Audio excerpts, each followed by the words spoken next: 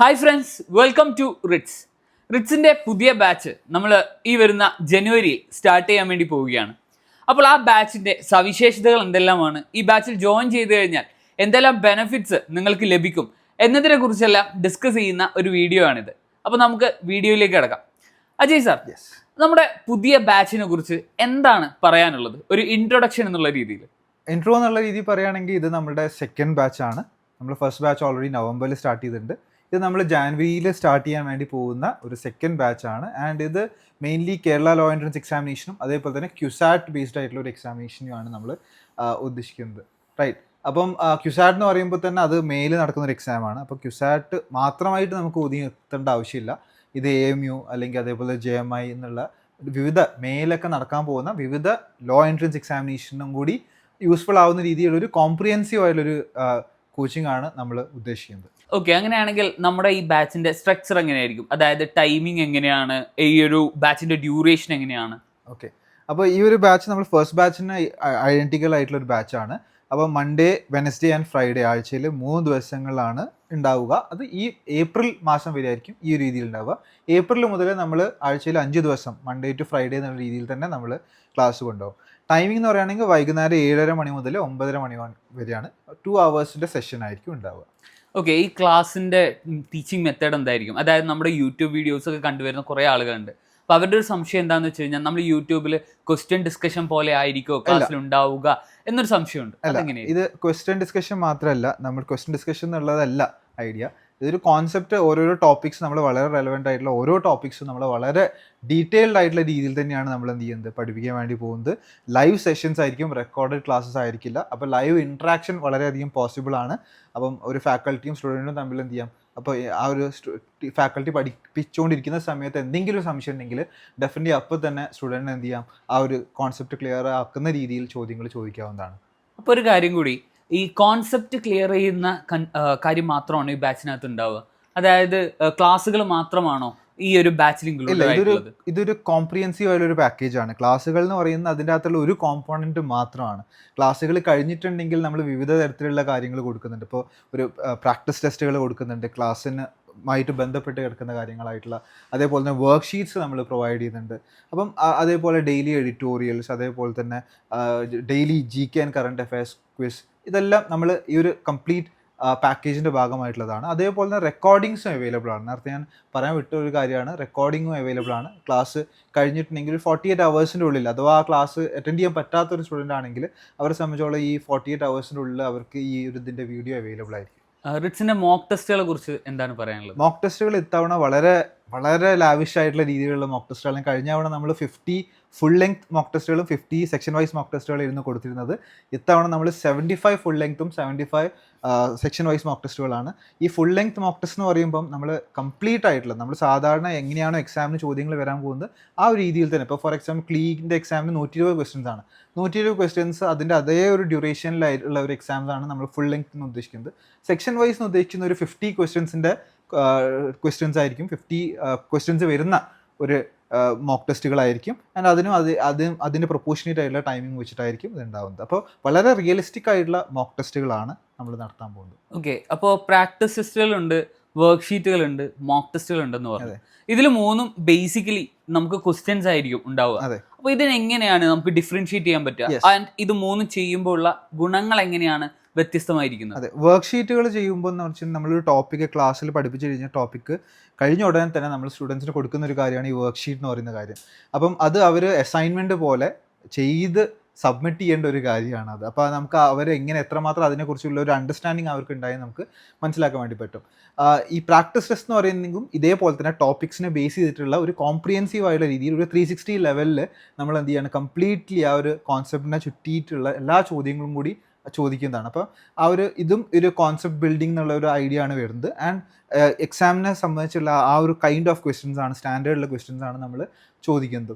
Mock ടെസ്റ്റുകൾ എന്ന് പറഞ്ഞിട്ടുണ്ടെങ്കിൽ ബേസിക്കലി ടൈം മാനേജ്മെൻറ്റിന് വേണ്ടിയിട്ടാണ്. ടൈം മാനേജ്മെൻറ്റ് എങ്ങനെയാണ്, ഒരു പെർട്ടിക്കുലർ കാര്യങ്ങൾ എത്ര സമയം എടുക്കുന്നുണ്ട് എന്നുള്ളതൊക്കെ കുട്ടിക്ക് മനസ്സിലാവാൻ വേണ്ടിയിട്ടാണ് നമ്മൾ ഈ മോക്ക് ടെസ്റ്റുകളൊക്കെ പ്രൊവൈഡ് ചെയ്യുന്നത്. അതൊരു മിക്സ്ചർ ആയിട്ടുള്ള മോക്ക് ക്വസ്റ്റ്യൻസ് ആയിരിക്കും ഉണ്ടാവുക. ചിലപ്പോൾ സബ്ജക്ട് സ്പെസിഫിക് ആയിരിക്കും, ചിലപ്പോൾ മിക്സ്ചർ ആയിട്ടുള്ള 2-3 സബ്ജക്ട്സ് വരുന്നതായിരിക്കും. അപ്പോൾ അങ്ങനെ ഒരു സ്റ്റാൻഡേർഡ് രീതിയിലുള്ള ക്വസ്റ്റ്യൻസ് ആയിരിക്കും മോക്ക് ടെസ്റ്റിൽ നമുക്ക് പ്രതീക്ഷിക്കാവുന്നത്. അതുപോലെ ഒരു ഫീച്ചറായിട്ട് പറഞ്ഞ കാര്യമാണ് റിറ്റ്സിന്റെ എഡിറ്റോറിയൽസ്. അതെങ്ങനെയായിരിക്കും ഒരു കുട്ടിയെ ഹെൽപ്പ് ചെയ്യുക? റിറ്റ്സിന്റെ എഡിറ്റോറിയൽസിനെ കൊണ്ടുള്ള ഗുണം എന്ന് വെച്ചിട്ടുണ്ടെങ്കിൽ മെയിൻലി നമ്മൾ ഇംഗ്ലീഷ് ലാംഗ്വേജിൽ സാധാരണ വളരെ ഇമ്പോർട്ടൻ്റ് ആയ ഒരു കാര്യമാണ് നമ്മൾ വൊക്കാബുലറിയും അതേപോലെ തന്നെ റീഡിങ് കോംപ്രിഹെൻഷനും കാര്യങ്ങളെല്ലാം. ഓൾസോ റീഡിങ് സ്പീഡും വളരെ ഇമ്പോർട്ടൻ്റ് ആണ്. അപ്പോൾ പെട്ടെന്ന് ഒരു 120 ക്വസ്റ്റ്യൻസ് ഒക്കെ വായിക്കുക, അതിനെക്കുറിച്ച് മനസ്സിലാക്കുക, അത് അറ്റൻഡ് ചെയ്യാനൊക്കെ കുറേ സാധാരണ സമയത്ത് എടുക്കാറുണ്ട്. അപ്പോൾ നമുക്ക് ഇത് എല്ലാ ദിവസവും എഡിറ്റോറിയൽസ് വരുന്നതോടുകൂടി ഒരു കുട്ടിക്ക് കുറേ കാര്യങ്ങൾ ലഭിക്കുന്നുണ്ട്. അപ്പം ഒരു പാസേജ് ആയിരിക്കും വളരെ റെലവൻ്റ് ആയിട്ടുള്ള എഡിറ്റോറിയൽസ്, ഇപ്പോൾ the Hindu, times of India, അങ്ങനെയുള്ള പല ന്യൂസ് പേപ്പേഴ്സിൽ നിന്നുള്ള ആ റെലവൻ്റ് ആയിട്ടുള്ള കറണ്ട് അഫയേഴ്സ് സ്പെസിഫിക് ആയിട്ടുള്ള ടോപ്പിക്സ് എടുത്തിട്ടാണ് നമ്മൾ എന്ത് ചെയ്യുന്നത്, എഡിറ്റോറിയൽസ് കൊടുക്കുന്നത്. ആൻഡ് അത് ഭാഗമായിട്ട് വൊക്കാബുലറി, അതിൻ്റെ ആ ഒരു പാസേജ് വായിച്ചു കഴിഞ്ഞിട്ടുണ്ടെങ്കിൽ അതിൻ്റെ വൊക്കാബുലറി, വളരെ ഇമ്പോർട്ടൻറ്റ് വേർഡ്സിൻ്റെ വൊക്കാബുലറി, സിനോണിം, ആൻറ്റണിം, അതേപോലെ തന്നെ ഇഡിയംസ് ആൻഡ് ഫ്രേസസ് ആ ഒരു പാസേജിൻ്റെ അകത്തു നിന്നുള്ള, അതേപോലെ തന്നെ നമ്മൾ ഈ പറയുന്ന ലീഗൽ കോർണർ എന്ന് പറഞ്ഞിട്ട് ലീഗൽ ടേമും അതേപോലെ ലീഗൽ ഇഡിയംസ്, ഈ ലീഗൽ മാക്സിംസ് എല്ലാം നമ്മൾ എന്ത് ചെയ്യുന്നുണ്ട്, പ്രൊവൈഡ് ചെയ്യുന്നുണ്ട്. ആൻഡ് ഓൾസോ അതിൻ്റെ കൂടെ തന്നെ ആ ഒരു കോംപ്രിഹെൻഷൻ എബിലിറ്റി ടെസ്റ്റ് ചെയ്യാൻ വേണ്ടിയിട്ട് ആ പാസേജ് മനസ്സിലായോ, വെറുതെ വായിച്ചു പോവുമല്ല, ആ ഒരു പാസേജ് ആ എഴുതിയിരിക്കുന്ന രീതിയിൽ തന്നെ മനസ്സിലായോ എന്ന് നോക്കാൻ വേണ്ടിയിട്ട് നമ്മൾ ഒരു 10 ചോദ്യങ്ങളും ഇതിൻ്റെ ഭാഗമായിട്ട് കൊടുക്കുന്നുണ്ട്. ആൻഡ് ആ ഒരു 10 ചോദ്യങ്ങൾ വർക്കൗട്ട് ചെയ്യും വേണം സ്റ്റുഡൻറ്റ്. അപ്പോൾ ഇതെല്ലാം എല്ലാ ദിവസവും ചെയ്യുകയാണ്. എല്ലാ ദിവസവും ചെയ്യുമ്പം അവരറിയാതെ തന്നെ എന്ത് ചെയ്യുകയാണ്, അവരുടെ വൊക്കാബുലറി ഇമ്പ്രൂവ് ആവുകയാണ്, അവരുടെ റീഡിങ് സ്പീഡ് ഇമ്പ്രൂവ് ആവുകയാണ്. അപ്പം ഇതെല്ലാം വളരെ അധികം ഹെൽപ്ഫുൾ ആവുന്ന കാര്യമാണ്. കാരണം വെച്ചാൽ നമ്മൾ പ്രീവിയസ് ബാച്ചിലൊക്കെ നമ്മുടെ അടുത്ത് സ്റ്റുഡൻസ് ഇപ്പോഴും നമ്മുടെ അടുത്ത് വന്ന് പറയാറുണ്ട്, ഇനിയും ഞങ്ങൾക്ക്, അവർ ഇപ്പോൾ ലോ കോളേജുകളിലാണ് പഠിക്കുന്നത്, എന്നാൽ പോലും അവർക്ക് ആ എഡിറ്റോറിയൽസ് വായിക്കുന്ന ആ ഒരു ശീലം മാറ്റാൻ താല്പര്യമില്ല. അപ്പോൾ അവർ ഇപ്പോഴും ചോദിക്കാറുണ്ട് എഡിറ്റോറിയൽസ് ഞങ്ങൾക്കും കൂടി അയച്ചു തരുമോ എന്നൊക്കെയുള്ള രീതിയിൽ.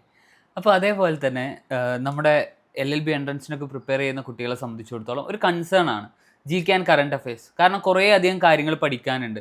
ഹിസ്റ്ററി റിലേറ്റഡ് ആയിട്ടുള്ള കാര്യങ്ങളാണെങ്കിലും മറ്റു കാര്യങ്ങളാണെങ്കിലും ഈവൻ ഡെയിലി ലൈഫിൽ കറണ്ട് അഫയേഴ്സ് കുറേ കാര്യങ്ങൾ നടക്കുന്നുണ്ട്. അപ്പോൾ അങ്ങനെ കറണ്ട് അഫയേഴ്സുമായി ബന്ധപ്പെട്ട് കൂടുതൽ അപ്ഡേറ്റഡ് ആയിരിക്കാൻ റിറ്റ്സ് എന്തെല്ലാം കാര്യങ്ങളാണ് പ്രൊവൈഡ് ചെയ്യുന്നത്, ബാച്ചിൻ്റെ ഭാഗമായിട്ടും അല്ലാതെയും? റിറ്റ്സിൻ്റെ മെയിൻ ആയിട്ടുള്ള ഒരു കറണ്ട് അഫയേഴ്സ് GK എന്നുള്ളത് നമ്മൾ വളരെ സീരിയസ് ആയിട്ട്, നമ്മളിപ്പോൾ എല്ലാ കോമ്പോണൻസും വളരെ സീരിയസ് ആയിട്ട് തന്നെയാണ് കൺസിഡർ ചെയ്യുന്നത്. ഇപ്പോൾ അരിത്മെറ്റിക്, മെൻ്റൽ എബിലിറ്റി ആയാലും ഇംഗ്ലീഷ് ആയാലും ലീഗൽ ആപ്റ്റ്യൂഡ് ആയാലും GK ആൻഡ് കറണ്ട് അഫയേഴ്സ് ആയാലും നമ്മൾ വളരെ സീരിയസ് ആയിട്ടാണ് എല്ലാത്തിനും ഈക്വൽ ആയിട്ടുള്ള രീതിയിൽ തന്നെയാണ് കൺസിഡർ ചെയ്യുന്നത്. അപ്പം GK ആൻഡ് കറണ്ട് അഫയേഴ്സിൻ്റെ ഭാഗമായിട്ട് നമ്മൾ എല്ലാ ദിവസവും daily GK current affairs quiz conduct ചെയ്യുന്നുണ്ട്. അപ്പോൾ ആ ഒരു വീക്കിലെ വളരെ ഇമ്പോർട്ടൻ്റ് ആയിട്ടുള്ള ഇവൻറ്റ്സിനെ ബേസ് ചെയ്തിട്ടുള്ള ക്വസ്റ്റ്യൻസ് നമ്മൾ പ്രൊവൈഡ് ചെയ്യുന്നുണ്ട്. അതേപോലെ തന്നെ നമ്മൾ ഡെയിലി സ്കൂപ്പ് എന്ന് പറഞ്ഞാൽ ഇതെല്ലാം ഫ്രീ ആയിട്ടുള്ള, ഈ ഡെയിലി സ്കൂപ്പും കാര്യങ്ങളൊക്കെ ഫ്രീ ആയിട്ടുള്ള ആക്സസ് എല്ലാവർക്കും ലഭിക്കുന്ന ഒരു കാര്യം തന്നെയാണ്. അതേപോലെ തന്നെ നമ്മൾ റിറ്റ്സ് ഡൈജസ്റ്റ് എല്ലാ മന്ത് എൻഡിലും നമ്മൾ എന്ത് ചെയ്യും, ഒരു റിറ്റ്സ് ഡൈജസ്റ്റ് എന്ന് പറഞ്ഞിട്ടുള്ള ആ ഒരു മന്തിൽ നടന്ന എല്ലാ കാര്യങ്ങളും, ഇവൻറ്റ്സ്, അതേപോലെ ലീഗൽ ആയിട്ടുള്ള മാറ്റേഴ്സും എല്ലാം വെച്ചുകൊണ്ടുള്ള ഒരു ഡൈജസ്റ്റ് നമ്മൾ പ്രൊവൈഡ് ചെയ്യുന്നുണ്ട്. ആൻഡ് ഓൾസോ നമ്മൾ ഒരു കുറച്ച് മാസങ്ങൾ കൂടുമ്പോൾ എന്ത് ചെയ്യും, നമ്മൾ അതിനെ സംബന്ധിച്ചുള്ള ഒരു വീഡിയോസും നമ്മൾ ചെയ്യാറുണ്ട്. സോ അതും യൂസ്ഫുൾ ആവുന്ന കാര്യങ്ങളാണ്. ഓക്കെ, അപ്പോൾ ഇങ്ങനെയൊക്കെയാണ് ഫീച്ചേഴ്സ് വരുന്നത്. അപ്പോൾ എന്തുകൊണ്ടാണ് റിറ്റ്സിൻ്റെ കോച്ചിങ് ഒരാളെ സെലക്ട് ചെയ്യണം എന്നുള്ള രീതിയിൽ നിങ്ങൾ റെക്കമെൻഡ് ചെയ്യുന്നത്? റിറ്റ്സിൻ്റെ കോച്ചിങ് എന്ന് ഉദ്ദേശിക്കുന്നത് അത് വെറും ഒരു എൻട്രൻസ് എക്സാമിനേഷന് വേണ്ടി മാത്രമുള്ള ഒരു സാധനമല്ല. ഇത് നമ്മൾ ഒരു ഫൗണ്ടേഷൻ തന്നെ നമ്മൾ ബിൽഡ് ചെയ്യാണ്. ആ ഒരു ലോ ആസ്പിരൻറ്റിനെ സംബന്ധിച്ചുള്ള അവർ ലോ പഠിക്കാൻ വേണ്ടി വരുന്നതാണ്. ആൻഡ് അവർക്ക് ഒരു ഫൗണ്ടേഷൻ നമ്മൾ ബിൽഡ് ചെയ്യുക എന്നുള്ളൊരു ഐഡിയ ആണ് നമ്മൾ കൊടുക്കുന്നത്. വെറുതെ എന്തെങ്കിലും ഒരു കാര്യങ്ങൾ പഠിപ്പിച്ച് ബൈഹാർട്ട് ചെയ്യിപ്പിച്ച് വിടുക എന്നുള്ളതല്ല. നമ്മളിവിടെ ബൈഹാർട്ടിങ് എന്ന് പറഞ്ഞ കാര്യം ഒരിക്കലും പറയാറില്ല. അവരോട് കൃത്യമായിട്ട് മനസ്സിലാക്കണം, ആ ഒരു കോൺസെപ്ച്വൽ ലെവലിലുള്ള അണ്ടർസ്റ്റാൻഡിങ് ഉണ്ടാക്കണം, ഫണ്ടമെന്റൽസ് മനസ്സിലാക്കിയിട്ടായിരിക്കണം മുന്നോട്ട് പോകേണ്ടത്. അത് ഏതായാലും അരിത്മെറ്റിക് ആയാലും ഇംഗ്ലീഷ് ആണെങ്കിലും എന്തായാലും ആ ഒരു ലെവലിലാണ് നമ്മൾ ഇവിടെ ഉള്ള ടീച്ചിങ് കൊടുക്കുന്നത്. അപ്പം അതുകൊണ്ട് തന്നെ നമ്മുടെ അടുത്ത് ഇപ്പോഴും പല ലോ സ്റ്റുഡൻസ് നമ്മളിപ്പോൾ കഴിഞ്ഞ തവണ 150-ലധികം കുട്ടികൾ നമ്മൾ വിവിധ ഗവൺമെൻറ് ലോ കോളേജുകളിൽ ഇപ്പോൾ പഠിക്കുന്നുണ്ട്. അതേപോലെ തന്നെ പ്രൈവറ്റ് ലോ കോളേജിലും ഒരുപാട് സ്റ്റുഡൻസ് പഠിക്കുന്നുണ്ട്. അപ്പോൾ ഈ റിറ്റ്സിൻ്റെ കോച്ചിങ് നേടിയ പലരും പറയുന്ന ഒരു കാര്യം എന്ന് വെച്ചിട്ടുണ്ടെങ്കിൽ അവർ ഈ ക്ലാസ്സിൽ പഠിക്കുന്ന കാര്യങ്ങൾ അവർക്ക് ഓൾറെഡി അറിയാം. അവരോട് ടീച്ചേഴ്സ് ചോദിക്കുമ്പോൾ ഇതൊക്കെ നിങ്ങൾ ഓൾറെഡി പഠിച്ച കാര്യങ്ങളാണോ എന്നൊക്കെ. അപ്പം ആ ഒരു ലെവൽ ഓഫ് അണ്ടർസ്റ്റാൻഡിങ് അവർക്ക് ബിൽഡ് ചെയ്യാൻ സാധിച്ചിട്ടുണ്ട്. അപ്പോൾ അവർ കുറേ ആൾക്കാർ നമുക്കിങ്ങനെ നമ്മളോടത്ത് വന്നിട്ട് പറയുന്നുണ്ട്, ഇങ്ങനെയാണ് കാര്യങ്ങൾ, ഞങ്ങൾക്ക് ലോ ഓഫ് ടോട്ട്സിൻ്റെ അകത്ത് ഈ അൺലിക്വിഡേറ്റഡ് ഡാമേജ് എന്ന് പറയുമ്പോൾ അതെന്താണെന്ന് മനസ്സിലാവുന്നുണ്ട്, വെറും ഒരു ടേം മാത്രമല്ല അതിൻ്റെ ആ ഒരു ഫൗണ്ടേഷൻ റിറ്റ്സ് എന്നാണ് കിട്ടിയത് എന്നൊക്കെ പറയില്ല. അപ്പോൾ വിവിധ സബ്ജക്ട്സിലും ആ ഒരു രീതിയിൽ തന്നെയാണ് നമ്മളോട് തന്നെ വന്നിട്ട് എല്ലാവരും ചോദിക്കുന്നത്, നിങ്ങൾ ട്യൂഷൻ എടുത്ത് തരുമോ എന്നൊക്കെയുള്ള രീതിയിൽ വരെ നമ്മളോട് ചോദിക്കുന്നുണ്ട്. അപ്പം അവർക്ക് അത്രയും ഇഷ്ടമായതുകൊണ്ട് മാത്രമാണ്. ആൻഡ് അത് ഇവിടെ അങ്ങനെ വെറുതെ ഒരു ടീച്ചർ സ്റ്റുഡൻറ് എന്നുള്ള രീതിയിനപ്പുറം നമ്മൾ വളരെ നല്ലൊരു സുഹൃത്ത് എന്ന രീതിയിൽ എപ്പോൾ വേണമെങ്കിലും നിങ്ങൾക്ക് നമ്മൾ ഡൗട്ടുകൾ ചോദിക്കാം എന്നുള്ള രീതിയിലാണ് നമ്മൾ കാര്യങ്ങളെല്ലാം ചെയ്യുന്നത്. ഇതെല്ലാം വെച്ച് നോക്കുമ്പം നിങ്ങൾക്ക് നല്ലൊരു തറോ അണ്ടർസ്റ്റാൻഡിങ് ഒരു ഐഡിയ നിങ്ങൾക്ക് വേണമെന്നുണ്ടെങ്കിൽ, വെറുതെ ഒരു എൻട്രൻസിന് പഠിക്കുക എന്ന് മാത്രമല്ല, പക്ഷെ അത് പഠിക്കുന്ന എന്തായാലും നമ്മൾ ഇതിന് സമയം ചിലവാക്കുകയാണ്, അപ്പോൾ നല്ല വൃത്തിക്ക് പഠിച്ചുകൂടെ എന്നുള്ള ചോദ്യമാണ്. ഓക്കെ, അപ്പോൾ നമ്മുടെ കോച്ചിങ്ങിൻ്റെ ഏറ്റവും അട്രാക്ഷൻ എന്ന് പറയുന്നത് നമ്മുടെ ഫീ ആണ്. അപ്പോൾ ആ ഫീയെ കുറിച്ച് എന്താണ് പറയാനുള്ളത്? ഫീസ് എന്ന് പറയുന്നത് നമുക്ക് ആകെ കൂടി 8,000 റുപ്പീസാണ് വരുന്നത്. ഈ 8,000 എന്ന് പറയുമ്പം ശ്രദ്ധിക്കേണ്ട കാര്യം, ഇതിനകത്ത് 18% GST കൂടി അടങ്ങിയിട്ടാണ് ഈ 8,000 എന്ന് പറയുന്നത്. നിങ്ങൾ മാർക്കറ്റിൽ അന്വേഷിക്കുകയാണെങ്കിൽ ഏറ്റവും വളരെ അഫോർഡബിൾ ആയിട്ടുള്ള രീതിയിലുള്ള ഒരു ഫീസ് തന്നെയാണ്. നമ്മൾ റിറ്റ്സ് തുടങ്ങിയ കാലം മുതലേ അഫോർഡബിലിറ്റി മുന്നിൽ നിർത്തിയിട്ട് തന്നെയാണ് പല കാര്യങ്ങളും ചെയ്തിട്ടുള്ളത്. അപ്പം ഇത്തവണ നമുക്ക് GST കാര്യങ്ങളൊക്കെ ആപ്ലിക്കബിൾ ആയതുകൊണ്ട് തന്നെയാണ് നമ്മൾ ഫീസ് ഒന്ന് കൂട്ടേണ്ടി വന്നത്. 18% GST അടക്കമാണ് ഇതിൻ്റെ ഫീ എന്ന് പറയുന്നത്. ഓക്കെ, ഇനി റിറ്റ്സിൻ്റെ ഗൈഡ് ഉണ്ട്, അതിനെക്കുറിച്ച് എന്താണ് പറയാനുള്ളത്? റിറ്റ്സിൻ്റെ ഗൈഡ് 2021 നമ്മൾ സ്റ്റാർട്ട് ചെയ്ത ഗൈഡാണ്. ഇപ്പം 5ാമത്തെ എഡിഷനിൽ നിൽക്കുകയാണ്. ഒരുപാട്, ഇപ്പോൾ ഓൾമോസ്റ്റ് ഒരു 6,000-ലധികം കോപ്പീസ് നമ്മളിപ്പം ഓൾമോസ്റ്റ് ലൈഫ് ടൈം നമ്മൾ സോൾ ചെയ്തിട്ടുണ്ട്. ആമസോണിൽ നോക്കുകയാണെങ്കിൽ 3 തവണ ആമസോൺ ബെസ്റ്റ് സെല്ലർ കാറ്റഗറിയിൽ വന്നിട്ടുള്ള ബുക്കാണ്.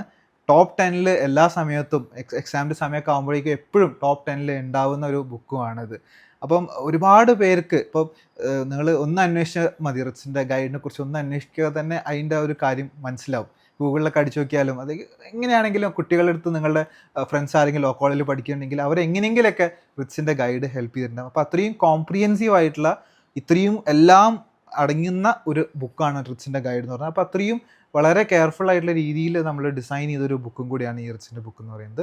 5th എഡിഷൻ എത്തിയിട്ടുണ്ട്. അത് ഇപ്പോൾ ആമസോണിൽ അവൈലബിൾ ആണ്. അതേപോലെ തന്നെ പല ലോക്കൽ സ്റ്റോഴ്സിലും ഇത് അവൈലബിൾ ആണ് പർച്ചേസ് ചെയ്യാൻ. നമ്മുടെ 5th എഡിഷനെ കുറിച്ച് പറയുമ്പോൾ കുറേ പേർക്കുള്ള സംശയമാണ്, എന്ത് മാറ്റമാണ് 5th എഡിഷനിലുള്ളത്? അതായത് കുറേ പേരുടെ കയ്യിൽ പഴയ ഗൈഡ്സ് ഉണ്ട്, അത് വെച്ച് റെഫർ ചെയ്താൽ മതിയോ എന്നുള്ള രീതിയിലൊക്കെ സംശയങ്ങൾ വരുന്നത്. അതിനെക്കുറിച്ച് എന്താണ് പറയാനുള്ളത്? 2024 ബുക്കും 4th എഡിഷനും 5th എഡിഷനും തമ്മിലുള്ള വ്യത്യാസമാണ് നമ്മൾ നോക്കേണ്ടത്. 5th എഡിഷൻ്റെ അകത്ത് എന്ന് പറയുന്നത് നമ്മൾ പുതിയ ക്രിമിനൽ ലോസിൻ്റെ റിലേറ്റഡ് ആയിട്ടുള്ള കാര്യങ്ങൾ ആഡ് ചെയ്തിട്ടുണ്ട്. അതേപോലെ തന്നെ കുറേ അധികം മൈനർ ആയിട്ടുള്ള അപ്ഡേറ്റ്സ് നമ്മൾ അവിടെയും ഇവിടെയൊക്കെ വരുത്തിയിട്ടുണ്ട്.